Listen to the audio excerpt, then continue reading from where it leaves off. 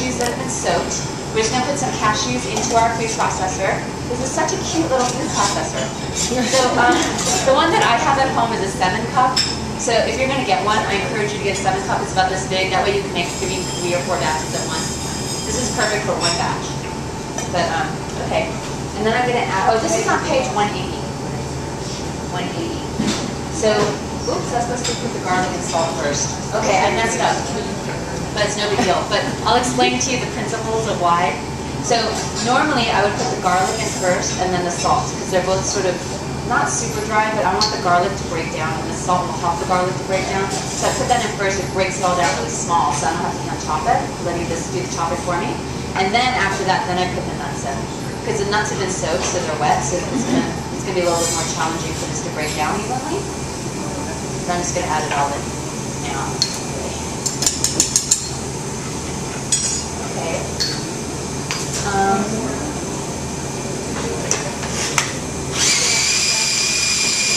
So let that chop. Oh, it looks like it's working. It looks like it's all breaking down. Okay. So once it gets all broken down, then we'll add some chipotle. Ooh, yum. So this is a real chipotle. You can use this or use chipotle powder. That sounds good. That's good. Yum, real chipotle. Yummy.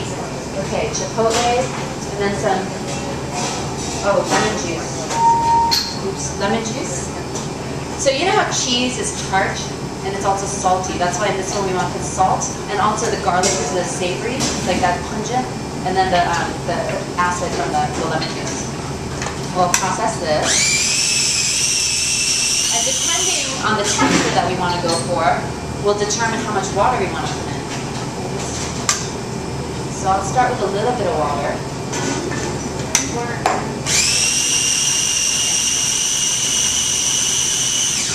That might be good.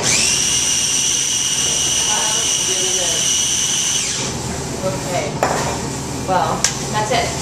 So that's like so easy, right? That was really fast, really easy. Like at the base, it has 4 ingredients. And look at that, it's beautiful. So I always have some of this on hand because it's really wonderful to toss a scoop onto a salad. You can make a wrap. If you have nori, you can have a sheet of nori. You can put some of this down, and then you can put cucumber and carrots or burdock root, whatever, spinach, roll it up. It can be used across anything. You can use it to toss some kelp noodles. You can add a little bit more water to it to make like a cream sauce. Toss it with kelp noodles, add some fresh herbs to it. So it's really diverse, like what you can use it with. It really dresses up lots of different dishes. So that's the chipotle cheese, and then the chocolate. I guess the ingredient that the chocolate salt is on. It's like a corn salsa. Just so I can find it. Is there corn salsa in there? Maybe look in the index for salsa corn. I think I have everything memorized, but I don't. Which one? The tomato salsa? Corn. Is there a corn one? I never remember what recipes are what books. Maybe it's the tomato one. Well, the tomato one's on page 79, but 79, 81, 109, 165, 169, 177, but let me look under 181? 81? 81. Page 81. Thank you. So I'm going to take some corn. So it's basically like a salsa. The way we make salsa is tomatoes, cilantro, onion, and garlic, basically. Right? So that's what we're going to add in. So here's some tomatoes. I just added corn as a new ingredient just to add color and vitality. This is this corn season, or if it's corn season. Cilantro, chopped cilantro. Here's some more cilantro. Well, maybe I'll put that aside. And then more tomatoes, some salt. And then if you want it spicy, you can chop up some chili peppers. Put some of that in.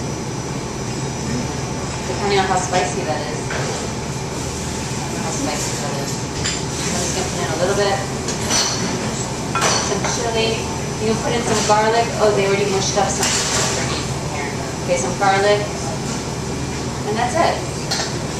And so that's how easy it is to just make your salsa. And as we know, salsas are really great too for everything, right? You can top soups with it.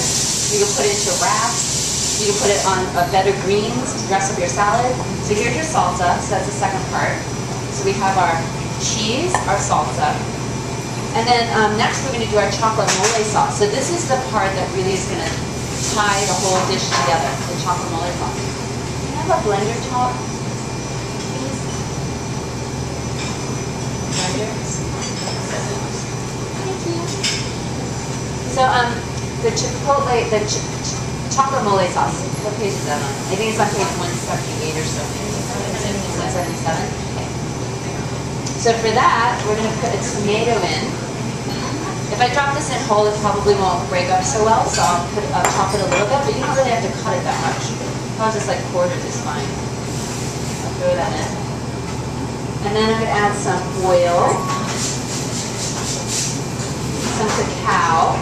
So you guys all know what cacao is, right? Like, so cacao is it's raw, so it's the antioxidants haven't been damaged. So most of the chocolate that's on the market, if it's not raw, it's been cut with alkaline chemical, plus it's been roasted. And like we said, the more we heat something, the more it damages the nutrient properties. So what's beautiful about raw foods is that they're all FDA superfoods. So I use fruits, vegetables, nuts, and seeds. Those are all defined by the FDA, by the Food and Drug Administration, as superfoods because they're packed full of antioxidants. So they help to slow down, they fight free radical damage in our body, they slow down aging, and they boost our immune system. So, okay, what else? I'm adding in, okay, now I'm adding in just a pinch of agave. Again, you can use a date or use raisins. Some chipotle. Oops, I think this is the cacao. I put in cinnamon earlier. And then a little bit of water. Well, water as needed. So I'm just going to blend this into the sauce. Oh, and there's your chipotle sauce. Makes it, doesn't it? So good.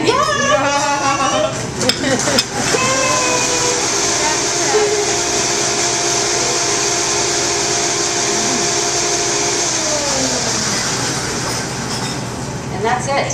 Whew, do you have a tissue? Oh, here's towel. Can you use this? Okay. Yay! So that's it with the chipotle. The mole sauce. So you can see how the three are assembled together, right? So you have the leaf.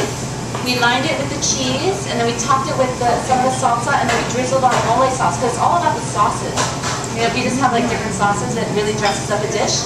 So your dish can be as basic and simple as you want, but if you add sauces, it gives the illusion of being more complex, which is really beautiful. So is that good? What a hors d'oeuvre. It's like a perfect hors d'oeuvre. Yeah, it's a perfect little hors d'oeuvre. Or a whole meal. Like when I pick romaine leaves, they're like big, and that whole thing, and I have like 3 of them. I don't need like one little tiny. I like that it's fast. That's my favorite thing about it. It's so fast and so fresh, right? Like on a summer day, like it's just crisp and fresh and it's really delicious.